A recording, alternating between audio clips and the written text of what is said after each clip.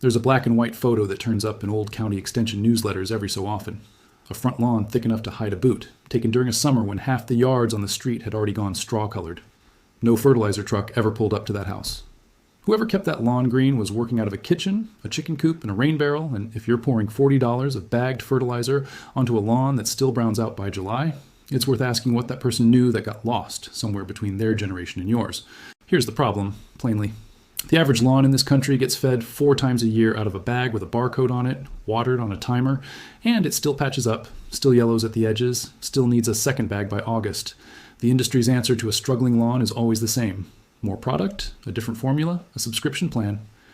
What almost nobody tells you is that most of what's in that bag, the nitrogen, the potassium, the iron, the calcium, used to come out of things every household already had lying around for free before there was an aisle for it. That's not a conspiracy. It's a business model. 4 companies now account for most of the retail lawn fertilizer and lawn chemicals sold in North America.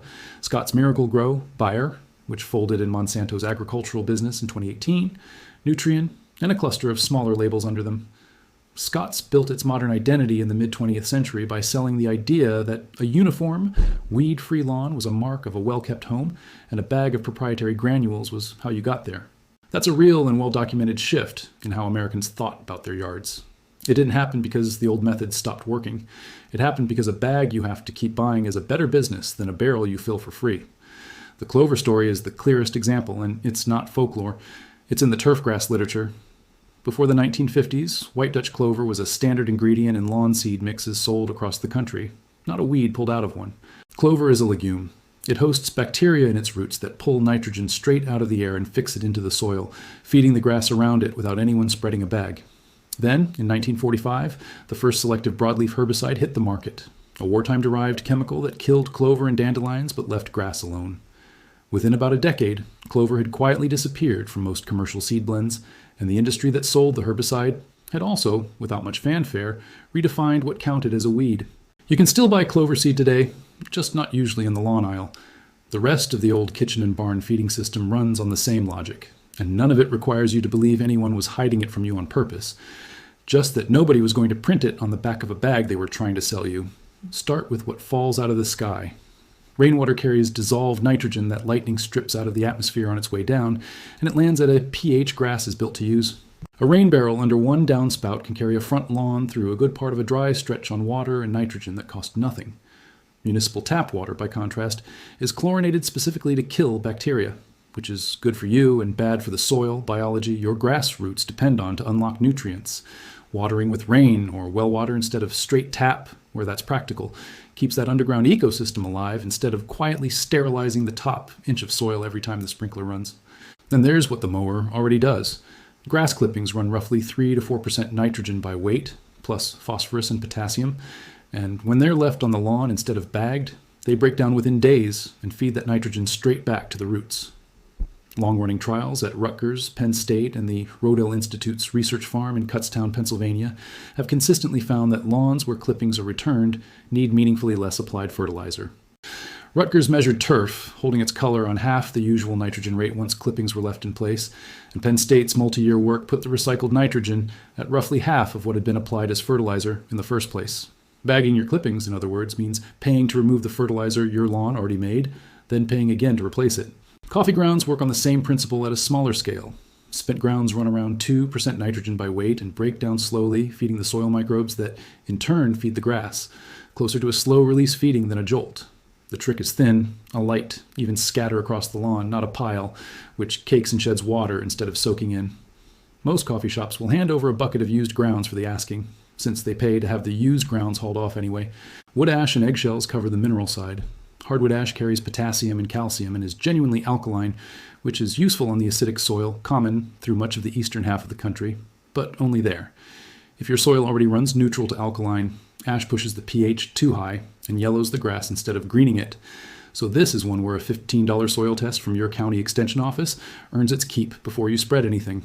Eggshells, rinsed, dried, and ground to a coarse powder, are about 94% calcium carbonate, the same compound sold as garden lime, and they break down slowly enough to sweeten acidic soil over a season or two, without the shock a heavier lime application can bring.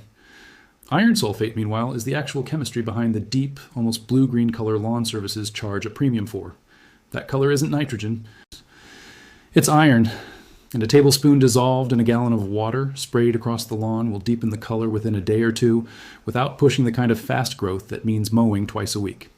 Epsom salt is worth a word of caution here because it gets lumped in with these tricks and it doesn't belong. It's magnesium sulfate, and turfgrass researchers are fairly unanimous that most American lawn soils already have plenty of magnesium. Adding more without a soil test showing an actual deficiency does nothing for color and can crowd out potassium and calcium uptake instead. Skip it unless a test says otherwise.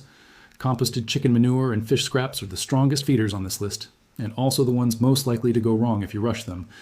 Fresh manure or fresh fish waste is hot with ammonia, and will burn a lawn down to bare dirt inside of 2 weeks if it's spread directly. Composted manure needs at least 4 months to age down to something dark, crumbly, and odorless before it's safe to broadcast.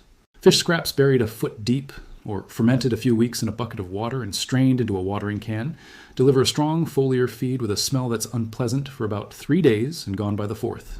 Compost tea. A shovel of finished compost steeped in a bucket of water for a few days and poured across a struggling patch does something a little different. It doesn't just feed the grass.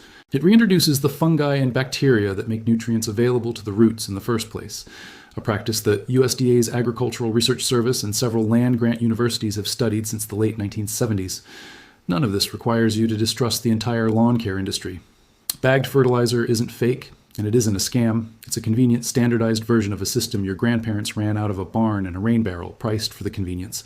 The honest case for going back to some of it isn't that the store-bought version is a trick. It's that a fair amount of what's in the bag you're already growing, brewing, or throwing away. If you want to actually try any of this, don't attempt all of it on one weekend. Pick one thing. Set a rain barrel under the downspout nearest your front lawn, or leave the clippings in place the next 3 times you mow instead of bagging them. Or scatter a pound of white clover seed across a bare patch this fall and watch what a legume does to that spot compared to the rest of the yard. Test 1 square of ground before you commit the whole lawn to anything, the ash, the iron, the manure, because soil varies enough from one yard to the next that what greens up your neighbor's patch can just as easily disappoint yours. A lawn that clovers its own nitrogen, drinks rainwater, eats its own clippings, and gets a light mineral top-up from the kitchen and the wood stove isn't a nostalgia project. It's closer to how lawns actually worked before there was a quarterly subscription for keeping one alive. The old system wasn't secret. It was just quietly less profitable than the one that replaced it. And it's still sitting in your kitchen, your barn, and the downspout on the corner of your house, waiting to be used again. This has been Hidden Fix Lab. If your family had its own version of a feeding tonic, or a trick for keeping a lawn alive through a dry summer, it's worth writing down before it's forgotten the way this one nearly was.